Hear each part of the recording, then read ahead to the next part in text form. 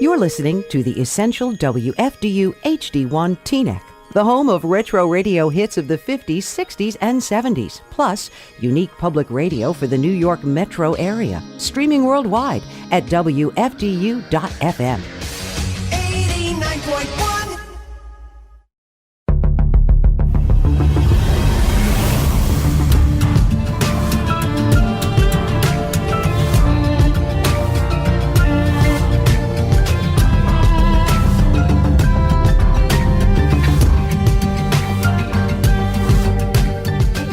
Thank you for joining me on Talking Points. My name is Elaine Rivers. My guest today is what I call a glampreneur. Her name is Rayshawna Fraser. She was born and reared in Harlem, New York, and now resides in Teaneck, New Jersey. Rayshawna calls herself a serial entrepreneur as founder of GLAAM Incorporated Enterprise, which is a fashion apparel and jewelry company. But she is much, much more, having years of prior experience in the manufacturing and the entertainment industries, as well as being a mom, a daughter, and a friend to many, which leads me to our talk today. In all that Rayshawna has achieved and aspires to, she is also an author of her recently self-published book entitled You Matter. Now, this is a deeply personal yet insightful compilation of her trials and triumphs, whereby she hopes to educate, to inspire, and to encourage all of her readers to really discover themselves. But let me have her tell you about all of this. Let's meet Rayshawna Fraser. Welcome to Talking Points. Well, hello, Miss Elaine Rivers. I'm elated to be here today and be able to share my story. Thank you for having me so much. You're most welcome. Please just call me Elaine. Okay. Let's just jump right into it and tell us about your illustrious background. I never really looked at it as so much of illustrious, but now that you put it that way, it's been fun. It's been an adventure. It's been a growth spurt several times in my life. Which is what it should be. Yeah. You want to grow, yeah. Yeah, I had pretty much fun. I was in the casting industry for quite a while.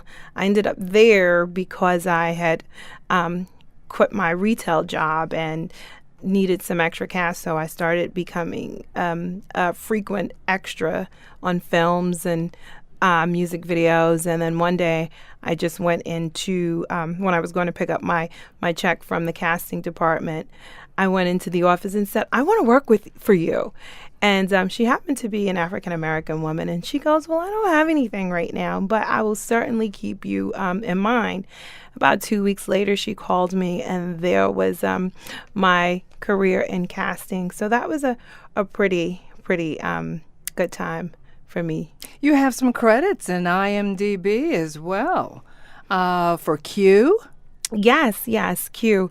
That was a film with Blair Underwood, and it was executive produced by Andrew Loran, whom is Ralph Lauren's son. So it was a really good experience. They shot most of it up in the Hamptons, Long Island, and again, it was long hours, but it was a wonderful experience. Mm-hmm.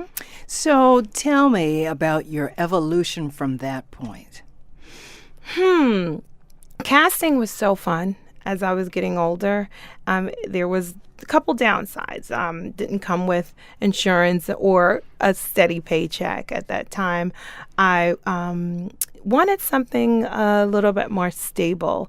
So I went into the manufacturing industry and started working at a toy company named Alex, a very reputable brand. And at the time, that was the first time I had been in the corporate industry, which was a huge transition for me because entertainment is long hours. It's not micromanagement. They just want you to get the job done. Mm-hmm. So that's what it was. So at Alex Toys, that actually was the canvas. It was the breeding ground for me to really believe that anything was possible. It was a a business motto that I had never experienced before, a successful one at that. What were your roles at the toy company? I started out as a temp, and I was quickly hired as permanent, as customer service, and then I went into account management, and then I went into quality assurance. So I was there for 11 years. The original owners, I was very close with the original owners. They ended up selling the business, and that was kind of like a deal breaker for me. So 11 years Yes. following your short spurt in the entertainment industry. But that led way to GLAAM, am I correct? No, actually, working at the manufacturing company led to GLAAM. Okay. Because, and also, my mom and President Barack Obama winning his presidency in 2008. I mean, I really believed in the whole Yes We Can movement. And after him winning the election and having the business model of working somewhere every day and understanding how to start a business and how to create product and manifest things, I just went for it. I didn't think about any failures. I just thought about doing. And You that's had how the GLAAM came inspiration of President Barack Obama. Yes. President Barack Obama was truly a symbol at that time, is that we as a culture and as a race, it was groundbreaking to believe that we could do anything and at least start it. Oh, absolutely. At least start it. You know, I worked in a company where I felt like I had the blueprint to start something. And that is how GLAAM started. He was a huge inspiration. So GLAAM actually stands for God Loves All and Me. But Yes. tell us about GLAAM Incorporated. What does it encompass?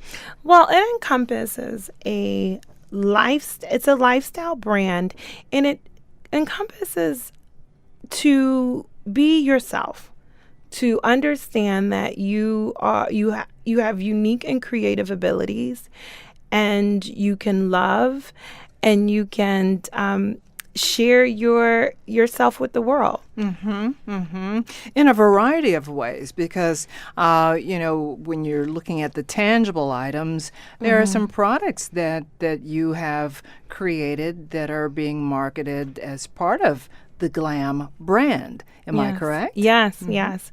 One of my most recognizable brands is Savvy Swaps at the time. It's a fashion fitness sweatband that is actually been rated recently on Bustle.com as the #1 fitness sweatband for natural hair. I always say it's the best in quality, but hey, I'll take the natural hair. And it is designed to conceal and absorb perspiration in your active lifestyle, but it's also, fashionable enough to be worn as a hair adornment. Fantastic. And so life happens, right? And decisions are made. And now you evolve into becoming an author. Your book, You Matter, a very insightful, autobiographical text, I would say. So tell us about this, because it's almost like your diary in print. Yes. Because it talks about your life journey. Yeah.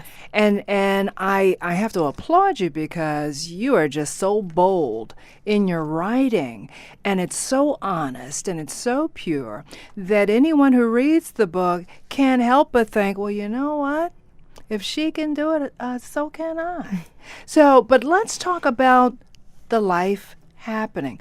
What kinds of things sort of drove you to this point where you knew that you had to put this down on paper and you had to present it to the public? Well, Elaine, I'm going to be honest with you. I was at a point in my life where I did not like the way it looked. I didn't like the way it felt. and I didn't like the direction it was going in.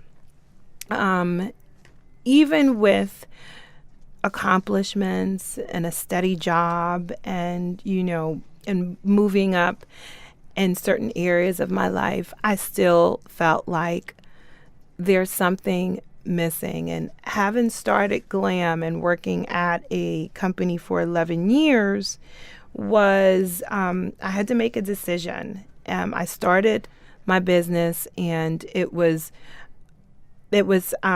being neglected because, at this time, I'm a mom now.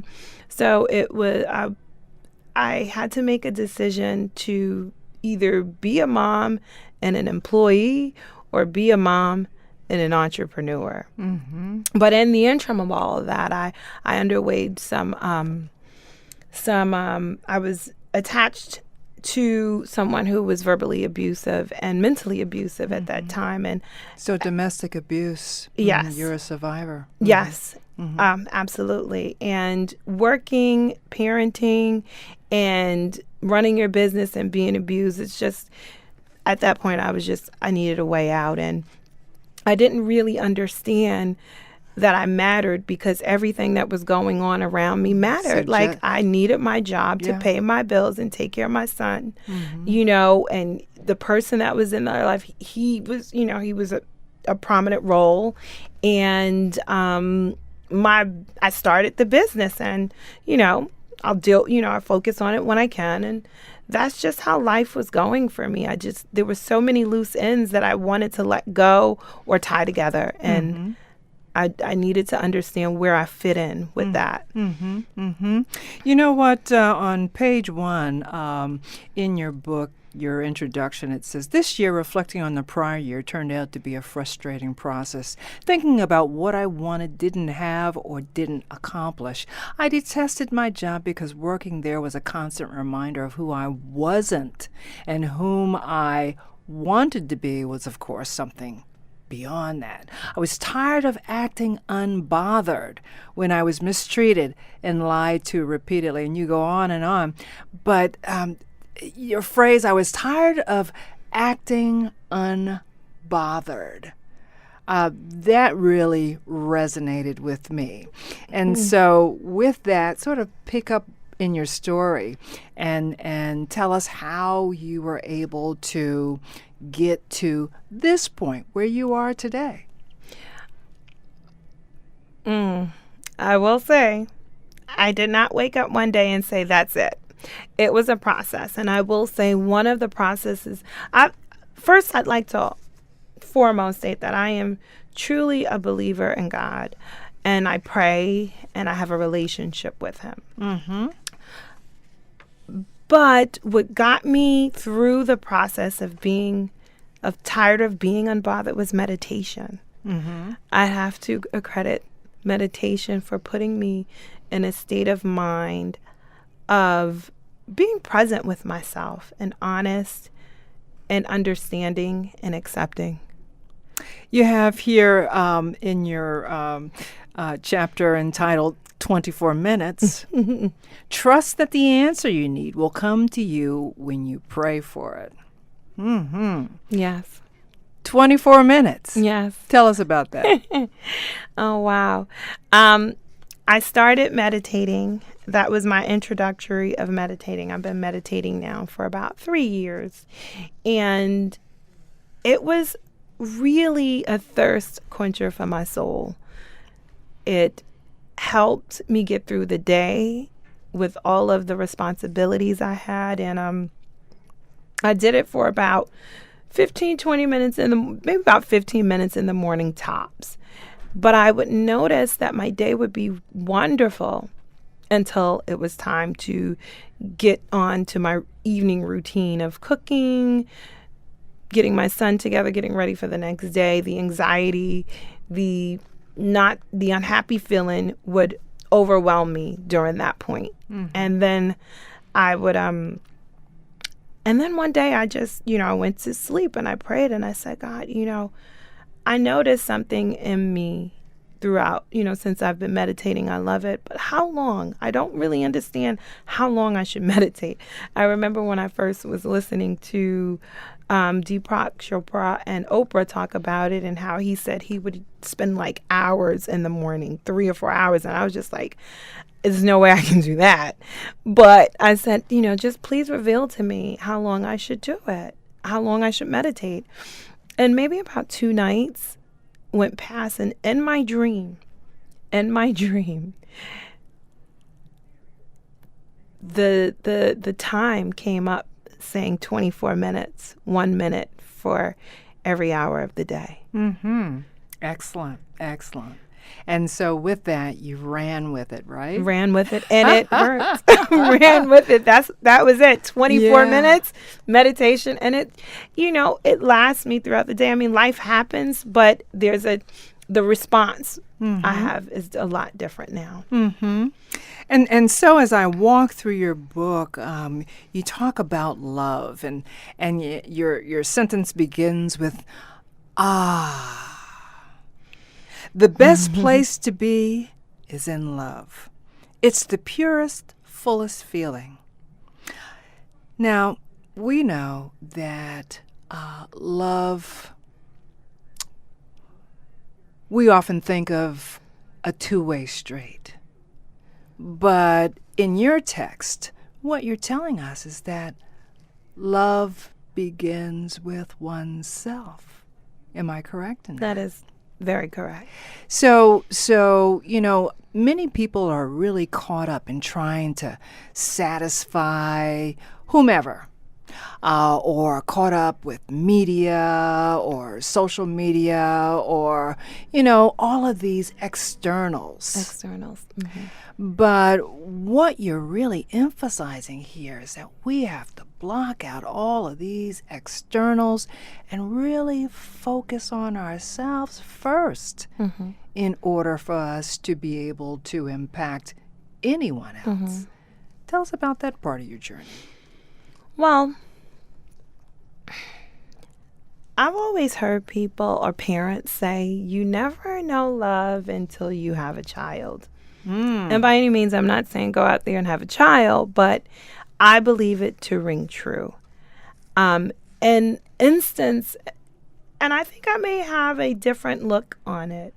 And it wasn't so much as me giving love to my son. It was so much of me noticing what the love had did for him.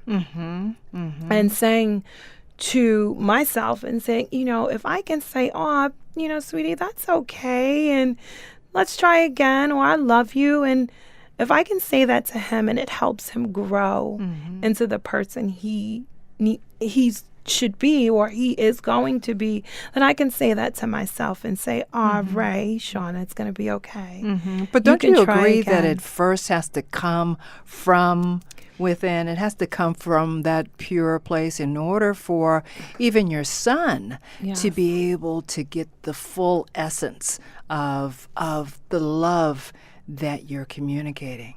Yes, I do agree.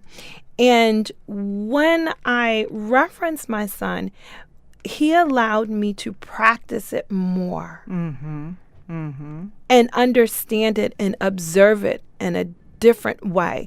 I feel like, walk in our day-to-day lives, practicing the self-love or routinely doing things that lift us up or is an act of love goes unconsciously unnoticed.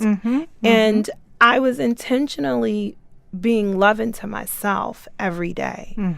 And I believe wholeheartedly that that's why it's an evolution of returned love, because it's already in us. We're just not using that muscle, that love muscle enough.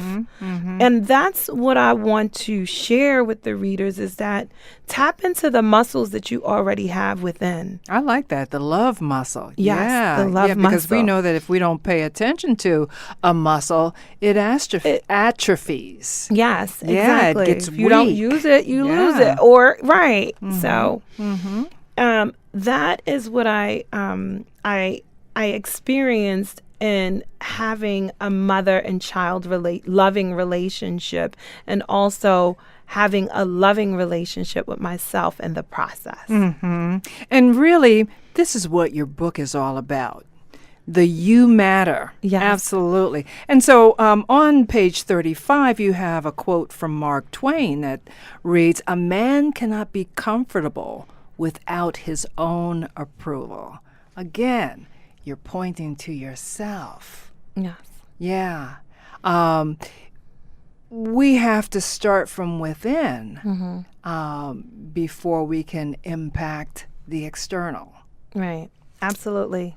So, you go further to say, as you're doing this self-evaluation, what would you change? And so with that in mind, what are some of the key things you were able to change within yourself that you would like your readers to really take from your book, You Matter?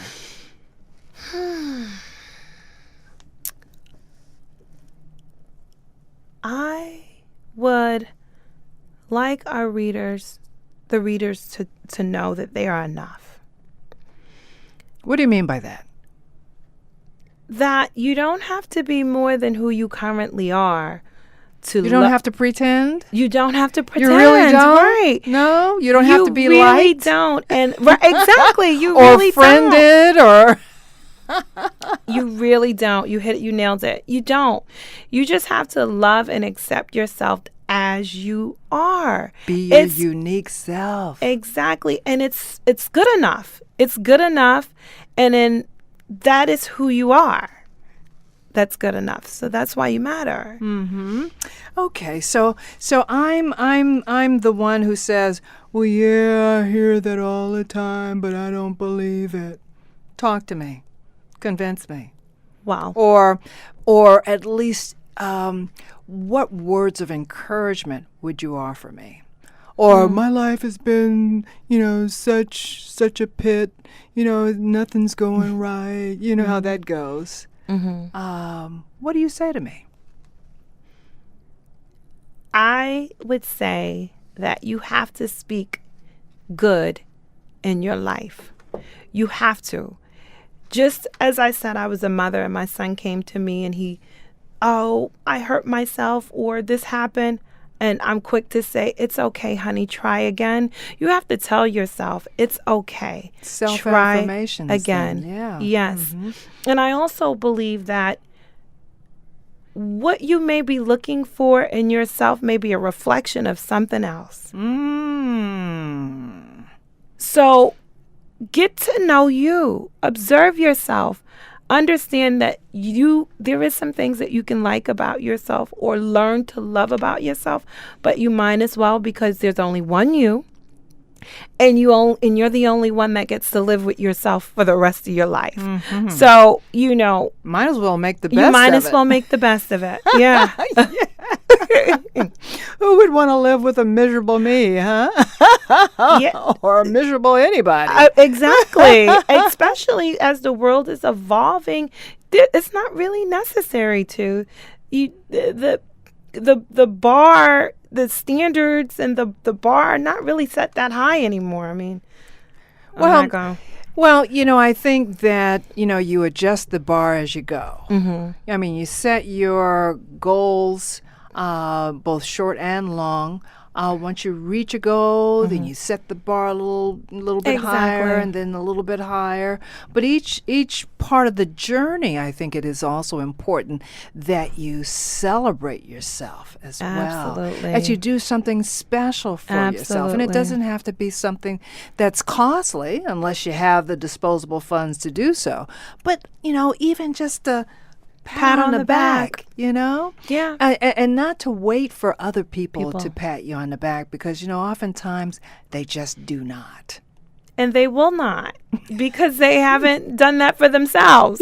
People who don't do things for themselves will not do it for you. So whatever you want for yourself, be the first in line to do it for yourself and feel good about it and know that matters because it does. It does. Mm-hmm. Wow. Rayshawna, as we're talking, it's like all of the passion that you're communicating, it's in your book.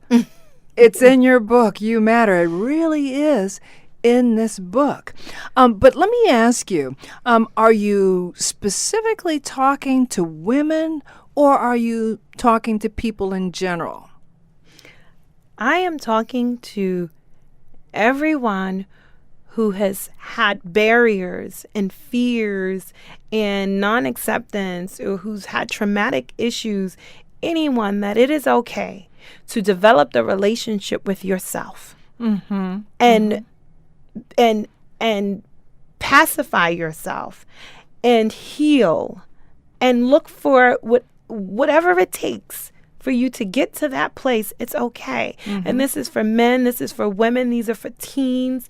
It's for anyone to understand that as long as they wake up every day, they matter. They have a purpose, and it's okay to heal in the process of reaching your purpose. And in an era of such negativity these days, I mean, I was listening to the news earlier, and it's just so negative. In this era of such negativity, it's almost as if we have to adopt our own positive affirmations. You have here, tomorrow isn't promised, so live today like you matter. Something short and sweet, something that we can say to ourselves on a regular basis. Live today like you matter. I mean, that's powerful. Simple, but powerful. So what other kinds of things would you like to add to the self-affirmations? I would like to add that your very existence matter. So when you show up as you are. Don't show up on what you think other people want you to be. Show up as you are.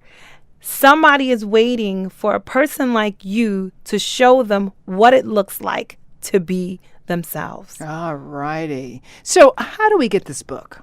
You can go to our website, youmatterthebook.com, and it's also sold on Amazon in the paperback and Kindle version. So, and they're both available and ready to ship. It's free shipping, which is wonderful.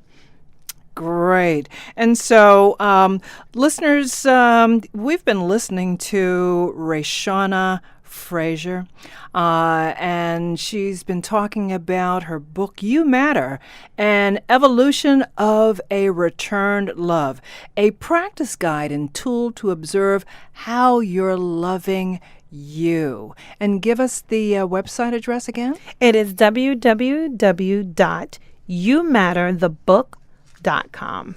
And also, You Matter is on Amazon under an evolution of a returned love. In talking with Rayshawna Fraser, author of You Matter, I'm reminded that every single moment of our lives truly do matter. We are important first to ourselves and to our world. How we think about ourselves, how we treat ourselves, as well as how we interact with others serves to shape our world. But how often do we forget? You Matter, the book, helps us to recalculate our lives into the meaningful, positive, and impactful journey that is intended. And with that, I thank you, Rayshawna Fraser, for being bold enough to share your story with us today. Thank you. Thank you, Elaine. I appreciate all of this. You matter. And so thank you, listeners, for joining me once again on Talking Points. My name is Elaine Rivers on WFDU 89.1 FM.